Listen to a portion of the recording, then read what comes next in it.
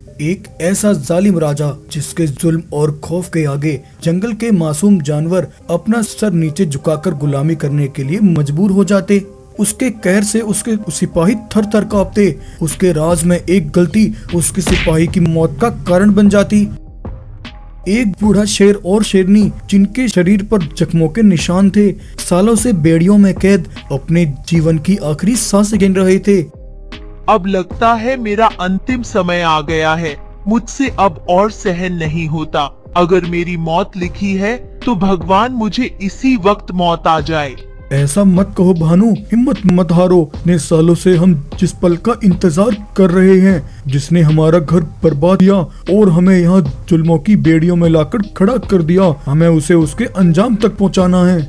आखिर उन दोनों बूढ़े शेर और शेरनी के साथ ऐसा क्या हुआ था जिससे उनका परिवार टुकड़ों में बट गया और वो दोनों यहाँ बेड़ियों के बीच कैद हो गए। दरअसल ये बात कुछ साल पहले की है। राजा बीरबल, जो पिछले 25 वर्षों से एक मसीहे की तरह अपने जंगल को संभालता आ रहा था, राजा बीरबल प्रजा के दिलों में बसते थे।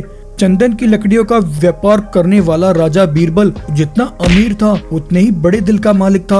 अपने व्यापार से वो जो भी कमाता उसका आधे से ज्यादा हिस्सा वो गरीब जानवरों की भलाई में लगाता। उसने अपने जंगल में गरीब बच्चों के पढ़ने के लिए स्कूल खुलवाए, गरीब जनता के लिए अस्पताल बनवाए और हर गरीब जरूरतमंद की मदद करना बीरबल की एक जिम्मेदारी थी जिसे वो खूब अच्छे ढंग से निभाया करता था।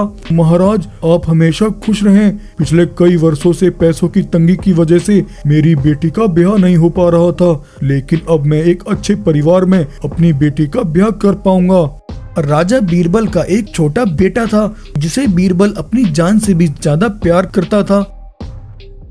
एक दिन एक जवान शेर भागता हुआ राजा बीरबल के दरबार में आया। महाराज बीरबल, मेरा नाम रघु है। मैं पास वाले जंगल में रहता हूँ। मेरे पिताजी जबरदस्ती मुझे एक ऐसे व्यापारी के साथ काम करने के लिए भेज रहे हैं जो मुझे बिल्कुल पसंद नहीं है। वो व्यापारी गलत तरीके से व्यापार करता है। मुझे धन दौलत का कोई लालच नहीं है। मैं अपना काम मेहनत और ईमानदारी के साथ करना चाहता हूँ। उस जवान शेर की ये बातें सुनकर राजा बीरबल उसकी बातों से प्रसन्न होता है।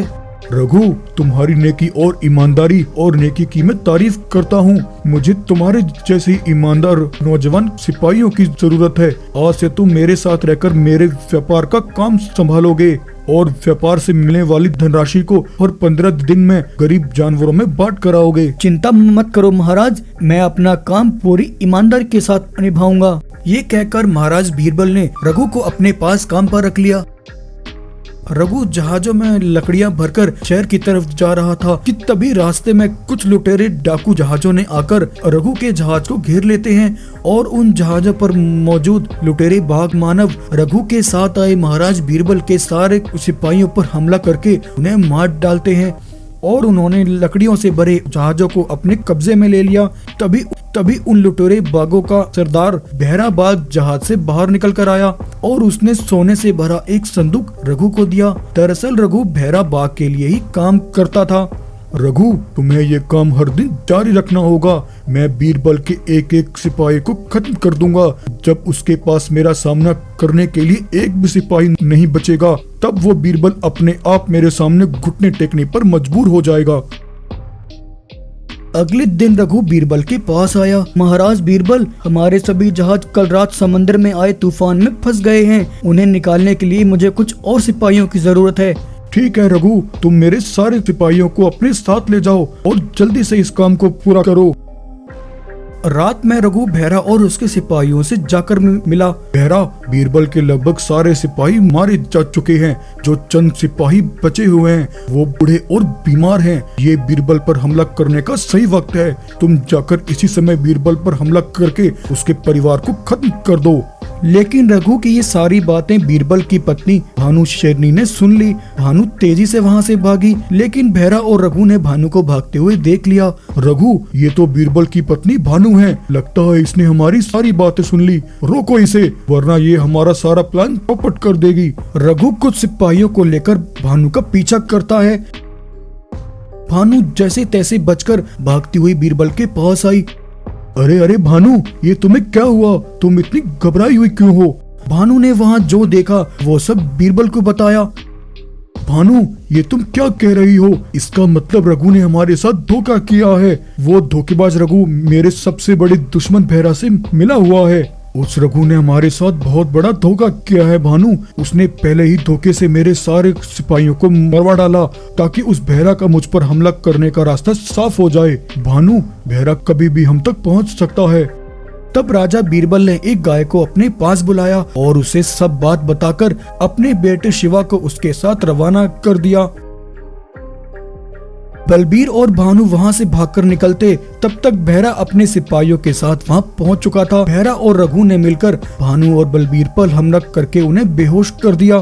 सिपाहियों, इन दोनों को ले जाकर काली घाटी के जिंदान में डाल दो। ये दोनों मरने नहीं चाहिए जब तक ये मुझे अपने बेटे का पता नहीं बता देते। वहीं उस रात गाय दूर खड़े होकर ये सब अपनी आंखों से देख रही थी और इस तरह भेरा ने महाराज बीरबल और भानु शेरनी दोनों को कैद कर दिया और जबरदस्ती महाराज बीरबल के जंगल पर अपना कब्जा करके भेरा वहां का राजा बन गया। और भेरा गरीब जानवरों पर अपना खौफ दिखाकर उनसे गुलामी करवाने लगा। और वहीं अब दूसरी तरफ शिवा, जिसे 10 वर्ष पहले वो गाय अपने साथ लेकर इस जंगल में आई थी, आज उसने शिवा को पाल पोसकर 10 वर्ष का कर दिया था।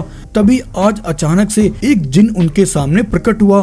गाय, अब समय आ गया है जब तुम्हें शिवा को उसके माता पिता की असल सच्चाई बतानी होगी। उस पापी के जुल्मों का घड़ा अब बढ़ता जा रहा है। अब उसका अंतिम समय आ गया है। ये कहकर वो जिन वहाँ से गायब हो गया। माँ, ये जिन किसके बारे में बातें कर रहा था? आखिर मेरे माता पिता कौन हैं और तुमने मुझसे कौन सी सच्चाई छुपाई है? तब गाय रघु को उसके असली माता पिता महाराज बलवीर और भानु की सारी कहानी बताती है। रघु, अगर मैं उस रात तुम्हें उठाकर यहाँ ना लाती तो वो दोनों दरिंदे तुम्हें भी मार डाल देते। तुम्हारे बूढ़े माता पिता आज भी उस जिंदान में कैद तुम्हारी राह देख रहे हैं बेटा। मेरी माँ और पिता को जिंदान में रखने वाले वो दोनों पापी अब बच नहीं पाएंगे। रघु ने पहले काली घाटी में जाकर अपनी ताकत से जेल की उन सख्त दीवारों को तोड़ दिया और अपने माता पिता को उसने आजाद कर लिया। बलवीर और भानु शेरनी अपने बेटे शिवा से बरसों बाद मिलकर बहुत खुश हुए। उन्होंने अपने बेटे शिवा को गले से लगा लिया।